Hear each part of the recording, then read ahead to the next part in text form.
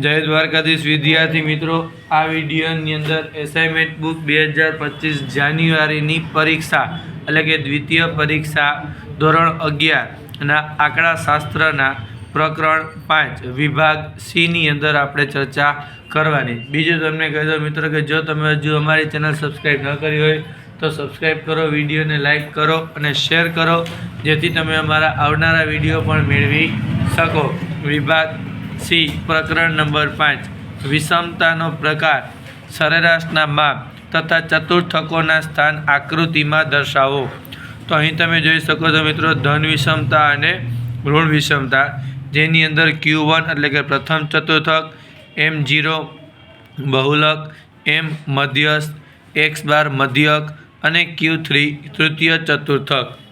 ઋણ વિષમતાની અંદર Q1, X બાર, M0 અને Q3, જ્યાં X બાર એટલે મધ્યક, M એટલે મધ્યસ્થ, M0 એટલે બહુલક, Q1 એટલે પ્રથમ ચતુર્થક અને Q3 એટલે તૃતીય ચતુર્થક.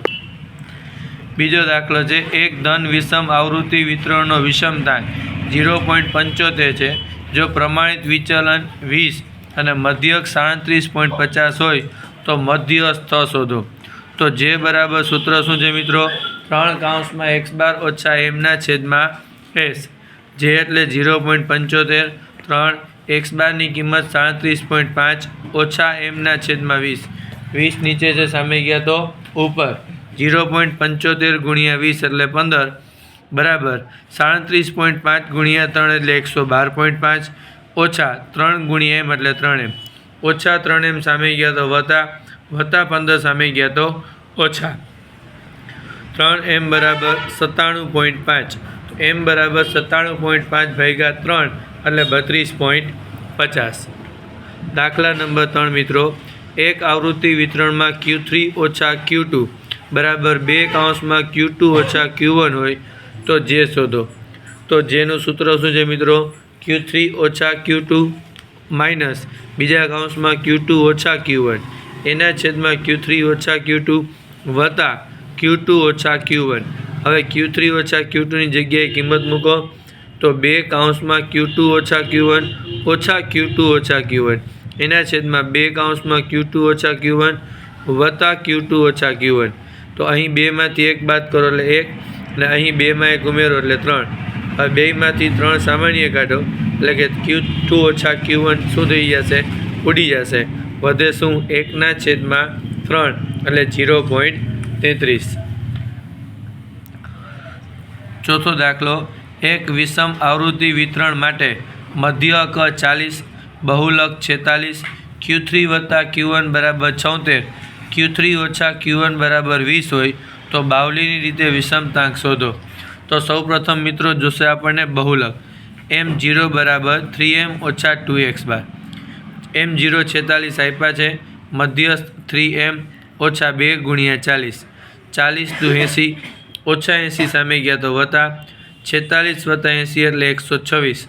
3m બરાબર 126, m બરાબર 126ના છેદમાં 3 એટલે m બરાબર શું થશે? 42. હવે જેનું સૂત્ર શું છે? Q3 વત્તા Q1 ઓછા 2m એના છેદમાં Q3 ઓછા Q1. હવે Q3 વત્તા Q1 આપ્યા છે 76 ઓછા 2 ગુણ્યા m એટલે 42 એના છેદમાં Q3 ઓછા Q1 એટલે 20. 76માંથી 42 દુ 84 બાદ કરો એટલે -8ના છેદમાં 20 એટલે -0.4.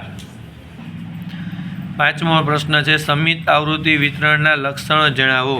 તો પહેલું, તેનો આવૃત્તિ વક્ર ઘંટાકાર સ્વરૂપનો હોય છે. બીજું, તેમાં મધ્યક, મધ્યસ્થ અને બહુલકની કિંમતો સમાન હોય છે. ઓકે મિત્રો, હવે આપણે ચર્ચા કરશું પ્રકરણ 7 ઉપર. બીજું તમને કહી દઉં મિત્રો કે જો હજુ તમે અમારી ચેનલ સબસ્ક્રાઈબ ન કરી હોય તો સબસ્ક્રાઈબ કરો, વિડીયોને લાઈક કરો અને શેર કરો, જેથી તમે અમારા આવનારા વિડીયો પણ મેળવી શકો. પ્રકરણ 7ની અંદર પ્રશ્ન નંબર 1, 20 કદની સમષ્ટિમાંથી n કદના શક્ય બધા જ પદિક નિદર્શો મેળવો. તો કેપિટલ N બરાબર 20 અને સ્મોલ n બરાબર 4. તો K બરાબર કેપિટલ Nના છેદમાં સ્મોલ n, 20ના છેદમાં 4 બરાબર 5. તો કઈ કઈ આવશે મિત્રો? 1, 2, 3, 4, 5, 6, 7, 8, 9, 10, 11, 12, 13, 14, 15, 16, 17, 18, 19, 20. હવે કેટલા નિદર્શ મળશે મિત્રો? 5. 1, 6, 11, 16, 2, 7, 12, 17, 3, 8, 13, 18, 4, 9, 14, 19 અને 5, 10, 15, 20. બીજો પ્રશ્ન છે મિત્રો, સામાન્ય રીતે વ્યવહારમાં સમષ્ટિ તપાસ શા માટે શક્ય નથી?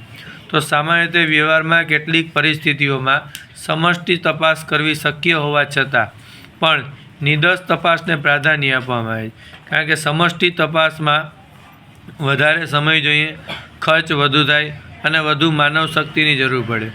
આ ઉપરાંત સમષ્ટિ તપાસમાં એકમની તપાસ કરવાનું કામ વ્યાપક અને ગહન હોવાથી તપાસ દ્વારા મેળવેલી માહિતીમાં ભૂલનું પ્રમાણ રહેવાની વધુ શક્યતા છે. ત્રીજો પ્રશ્ન છે, વિવિધ નિદર્શન પદ્ધતિઓના નામ જણાવો. તો 3 નિદર્શન પદ્ધતિ છે મિત્રો. 1 સરળ યાદચ્છિક નિદર્શન, બીજું સ્તરિત યાદચ્છિક નિદર્શન અને ત્રીજું પદિક નિદર્શન પદ્ધતિ. ઓકે મિત્રો. ચોથો પ્રશ્ન છે, એક આઈટી કંપનીના 60 કર્મચારીમાં ઘરે રહી કાર્ય કરવાના ખ્યાલ વિશે 5 કદનો પદિક નિદર્શ પસંદ કરવાનો છે. તો કેપિટલ N બરાબર 5, કેપિટલ N બરાબર 60, સ્મોલ n 5. એટલે નિદર્શ અંતરાલ શું થાય મિત્રો? કેપિટલ Nના છેદમાં સ્મોલ n એટલે કે 60ના છેદમાં 5 એટલે 12. હવે પસંદ કરેલ વ્યક્તિનો નંબર છે એ શું હોવો જોઈએ? 7. તો 7, 19, 31, 43 અને 55 દરેકમાં 12 શું કરતું જવાનું? ઉમેરતું જવાનું. 5મો, જો 2 અંકો ધરાવતી યાદચ્છિક સંખ્યાઓ આપેલી હોય અને સમષ્ટિનું કદ 3 અંકોમાં હોય તો નિદર્શ પસંદ કરવા યાદચ્છિક સંખ્યાઓનો ઉપયોગ કેવી રીતે થશે? તો જો 2 અંકો ધરાવતી યાદચ્છિક સંખ્યા આપેલી હોય અને સમષ્ટિનું કદ 3 અંકોમાં હોય તો નિદર્શ પસંદ કરવા માટે પ્રથમ સ્તંભના 2 અંકોની અને બીજા સ્તંભની સંખ્યાઓ પ્રથમ અંક જોડી દઈ 3 અંકની યાદચ્છિક સંખ્યાઓ ધ્યાનમાં લેવામાં આવે. ઓકે મિત્રો, આપણે ચર્ચા કરી વિભાગ C ના પ્રકરણ 7ના દાખલાઓ પર. આ જ રીતે બીજા પ્રકરણના દાખલાઓ જોવા માટે અમારી ચેનલ સબસ્ક્રાઈબ કરો, વિડીયોને લાઇક કરો અને શેર કરો, જેથી તમે અમારા આવનારા વિડીયો પણ મેળવી શકો. જય દ્વારકાધીશ.